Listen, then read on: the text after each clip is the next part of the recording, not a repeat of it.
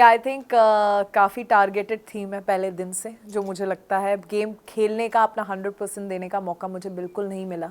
बहुत कम रही हूँ इस घर में एंड एक नैरेटिव के साथ जो मुझे प्रेजेंट कर दिया, एक सेट करके लोगों के दिमाग में कि ये बहुत ज़्यादा फेक है, ये बहुत प्रिपेयर्ड है, बहुत ओवर कॉन्फिडेंट है, बहुत कुछ चीज़ें मुझे लगता है लोगों के दिमाग में पहले ही डाल दी गई और उसको इरेज करने का ये इतना लंबा शो है नहीं।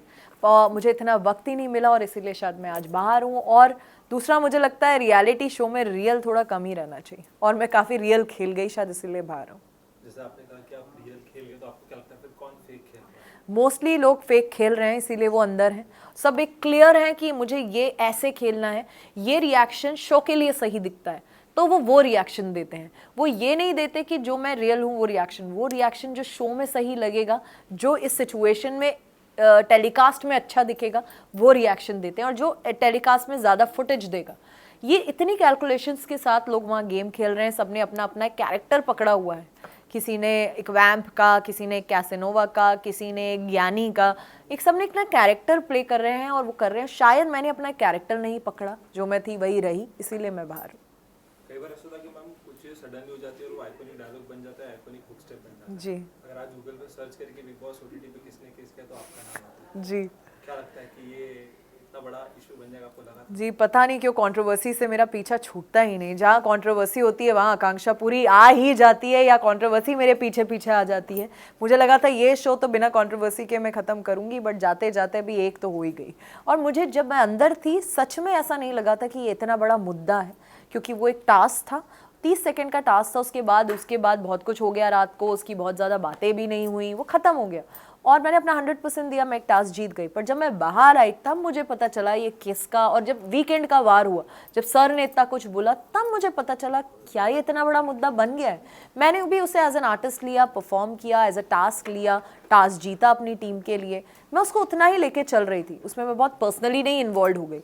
बट वो इतना बड़ा मुद्दा बन जाएगा ये मुझे भी नहीं पता था। जो वीकेंड के वार पे मुझे पता चला, बाहर आई तब पता चला कि इतना कुछ उस पे ट्रेंड हो रहा है। बट ये भी मुझे पता चला वो हाईएस्ट टीआरपी मिली है उस एपिसोड को, तो I don't know what to say about that. Salman sir ने आप सभी की तरफ से माफी मांगी जी जी उसमें क्या कहना है?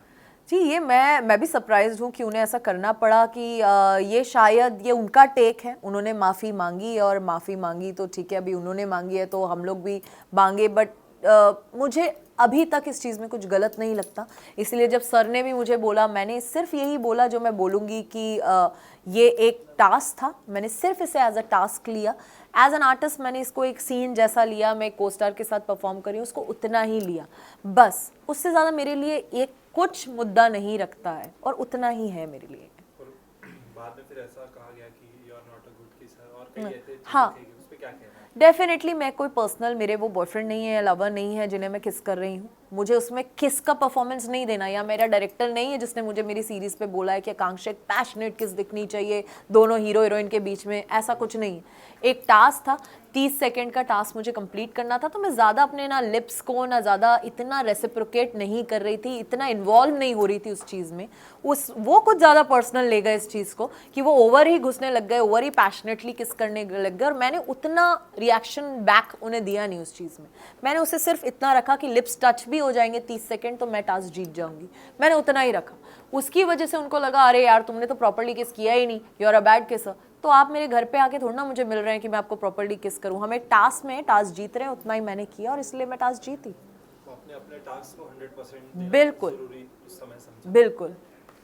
अगर आप जब से जैसे बात कर रहे थे, जब आप लोग की बातें होती थी, आपने एक जिक्र किया था कि मैं इतने सालों से रिलेशन में नहीं रही, लास्ट मेरा रिलेशन वो व्यक्ति इस घर में आया और यहाँ से उनको कोई व्यक्ति मिला एंड देन तो कई हद तक एक नाम है जिसके डायरेक्टली या फिर इनडायरेक्टली हम कह सकते हैं उसका जिक्र होता जी है। आप कुछ कहना चाहोगे उस बारे में? जी डेफिनेटली, क्योंकि वो बार बार मुझे देखते थे कि तुम बैक एंड पे क्यों रहती हो, थोड़ा सा कट जाती हो, थोड़ा सा 100% नहीं दे रही हो, अपना खुल के नहीं आ रही हो। क्योंकि मुझे लगता है कि रियलिटी शो में रिश्ते बनाना और इतने कम टाइम में किसी को जज करना, मैं उन्हें बाहर नहीं जानती हूँ। अंदर सब कहीं ना कहीं अपना गेम खेल रहे हैं, कैरेक्टर फॉलो कर रहे हैं, तो वहाँ मैं किसी को जज कर पाऊँ कि ये मेरे लिए एक रिश्ते में सही होगा कि नहीं, इसके साथ मैं अफेयर रखना चाहती हूँ, मैं ऐसी नहीं हूँ। मुझे वक्त लगता है।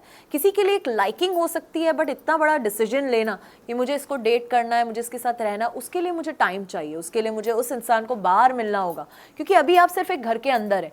बाहर जब मैं काम पे जाती हूँ आप कैसे होते हो, आप काम पे जाते हो कैसे होते हो, एक नॉर्मल लाइफ के रूटीन में आप कैसे हो, इसको देखने के लिए मुझे आपको बाहर मिलना होगा इस गेम शो से हट के। वहाँ एक घर में कोई काम नहीं है, 12 लोग हो, वहाँ पे ऐसा होना बहुत नॉर्मल बात है। वहाँ आप मुझे उतना टाइम भी दे रहे हो, उतना अटेंशन भी दे रहे हो, उतनी चीज़ें कर रहे हैं, बट नॉर्मली आप इंसान क्या हो ये जानने के लिए मैं उस घर में डिसीजन नहीं ले सकती। और मेरे साथ जो हुआ है, मेरे को टाइम लगता है, अब मैं बहुत केयरफुल हो गई हूँ, अब मैं अपने आप को टाइम देती हूँ जो पहले टाइम मैंने लोगों को दिया है, तो वो टाइम अब मैं अपने आप को देती हूँ। अब बहुत प्यार करती हूँ, अपने काम को डेट कर रही हूँ और अपना 100% दे रही हूँ, और वही मैंने उनको बोला। क्या लगता है मैम कौन होगा विनर इस बार? जी बहुत अच्छा गेम खेल रहे हैं पूजा मैम और अभिषेक, और मुझे लगता है बहुत ही मास्टरमाइंड के साथ अभिषेक खेल रहे हैं, और पूजा मैम तो सबको पता ही है जैसे खेल रही हैं, वो बहुत शार्प हैं, बहुत स्ट्रॉन्ग हैं, और ये दो मेरे टॉप 2 डेफिनेटली हैं, और मुझे लगता है अभिषेक को ये गेम जीतना चाहिए। तो जो ऑडियंस थी जिनको आपका एज एन विनर देखना था वो ख्वाहिश अधूरी रह गई, उन्हें क्या कहना चाहेंगे?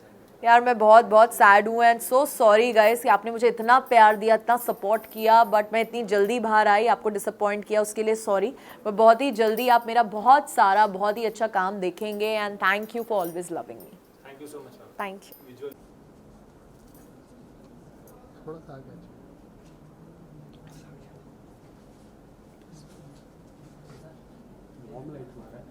नहीं